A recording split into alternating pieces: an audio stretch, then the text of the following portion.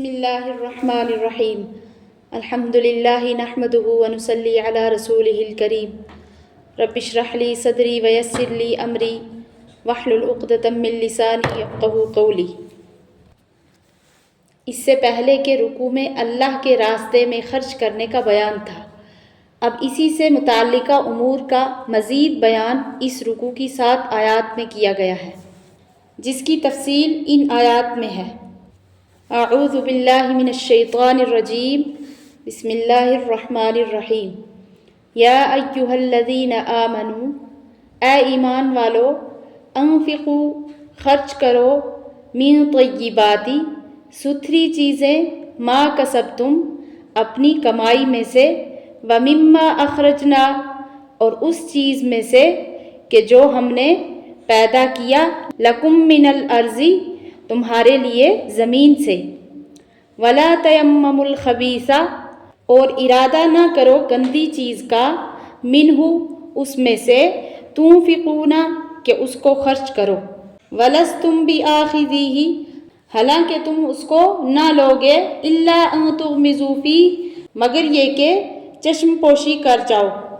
واعلموا، اور جان لو، ان اللہ، کہ اللہ تعالی، غنی حمید، بے پرواہ ہے، خوبیوں والا ہے، یعنی ذات و صفات میں کامل ہیں تو ان کے دربار میں چیز بھی کامل تعریف کے لائق ہی پیش کرنا چاہیے۔ الشیطان یعدکم الفقر، شیطان وعدہ دیتا ہے تم کو تنگ دستی کا، ویأمرکم بالفحشاء، اور حکم کرتا ہے بے حیائی کا، یعنی شیطان یہ بات دل میں ڈالتا ہے کہ اگر خرچ کرو گے یا اچھا مال خرچ کرو گے تو محتاج ہو جاؤ گے۔ واللہ یعدکم مغفرۃ منہ وفضلا، اور اللہ وعدہ دیتا ہے تم کو اپنی بخشش اور فضل کا، یعنی چونکہ نیک جگہ خرچ کرنا طاعت ہے اور طاعت سے معصیت کا کفارہ ہو جاتا ہے، تو لہٰذا اس سے گناہ بھی معاف ہوتے ہیں، اور حق تعالیٰ کسی کو دنیا میں بھی اور آخرت میں تو سبھی کو خرچ کا عوض بھی زیادہ کر دیتے ہیں۔ واللہ واسع علیم، اور اللہ بہت کشائش والا ہے، سب کچھ جانتا ہے۔ یؤتی الحکمت، عنایت کرتا ہے سمجھ، من یشاء، جس کو چاہتا ہے، ومن یؤت الحکمت، اور جس کو سمجھ ملی ہے، فقد اوتی خیرا کثیرا، تو اس کو بڑی خوبی ملی، وما یذکر الا اولو الالباب، اور نصیحت وہی قبول کرتے ہیں جو عقل والے ہیں۔ وما انفقتم من نفقۃ، اور جو خرچ کرو گے تم خیرات، او نذرتم من نذر، یا قبول کرو گے کوئی منت،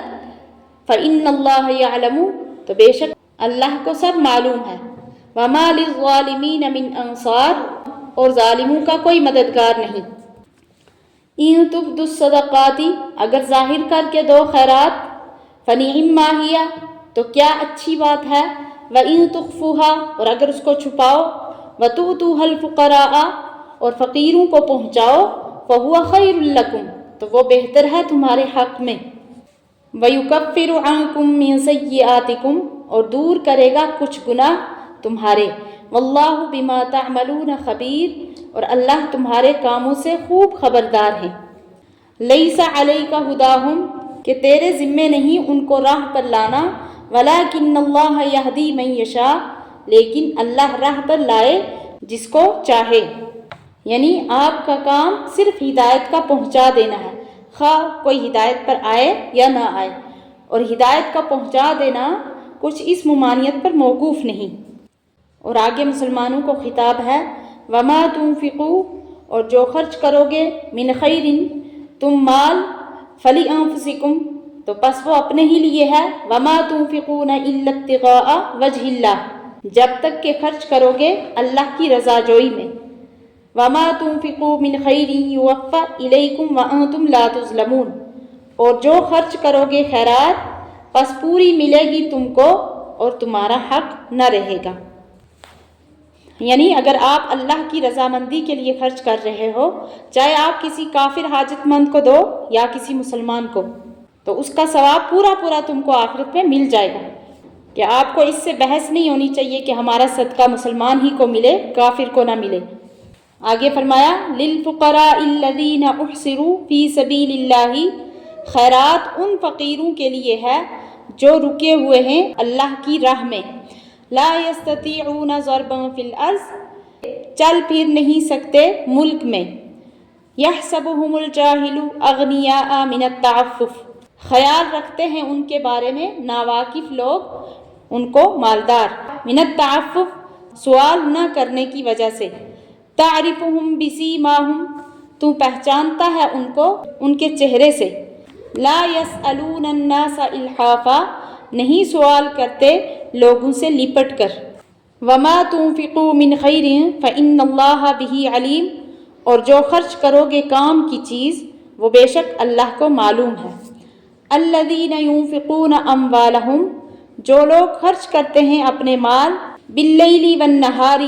رات کو اور دن کو، سرا وعلانیۃ چھپا کر اور ظاہر میں، فلہم اجرہم عند ربہم تو ان کے لیے ثواب ہے ان کا اپنے رب کے پاس، ولا خوف علیہم اور نہ ڈر ہے ان پر، ولا ہم یحزنون اور نہ وہ غمگین ہوں گے۔ تو یہاں پہ پہلی آیت یا ایھا الذین آمنوا انفقوا من طیبات، کہ اے ایمان والو خرچ کرو پاکیزہ چیزیں، کیونکہ بعض لوگ خراب چیز لے آتے تھے اس پر یہ آیت نازل ہوئی تھی، اور بعض نے عموم لفظ سے طیب کی تفسیر حلال سے کی ہے، کیونکہ پوری عمدہ جب ہی ہوتی ہے جب حلال بھی ہو، تو بس اس بنا پر آیت میں اس کی بھی تاکید ہوگی۔ اور یہ بھی یاد رہے کہ یہ اس شخص کے لیے ہے جس کے پاس عمدہ چیز ہو، اور جس کے پاس اچھی چیز ہو ہی نہیں وہ اس ممانعت سے بری ہے، تو اس کی وہ بری بھی مقبول ہے۔ اور یہ جو آیت ہے الشیطان یعدکم الفقر، کہ شیطان وعدہ دیتا ہے تم کو فقر یعنی غریبی کا، یعنی جب کسی کے دل میں یہ خیال آئے کہ اگر خیرات کروں گا تو مفلس ہو جاؤں گا، اور حق تعالیٰ کی تاکید سن کر بھی اس کی ہمت نہ ہو اور دل چاہے کہ اپنا مال خرچ نہ کرے، اور وعدہ الہی سے اعراض کر کے وعدہ شیطانی پر طبیعت کو میلان اور اعتماد ہو، تو اس کو یقین کر لینا چاہیے کہ یہ مضمون شیطان کی طرف سے ہے۔ اور اگر یہ خیال آئے کہ صدقہ اور خیرات سے گناہ بخشے جائیں گے اور مال میں بھی ترقی اور برکت ہوگی، تو جان لے کہ یہ مضمون اللہ کی طرف سے آیا ہے، اور اللہ کا شکر کرے۔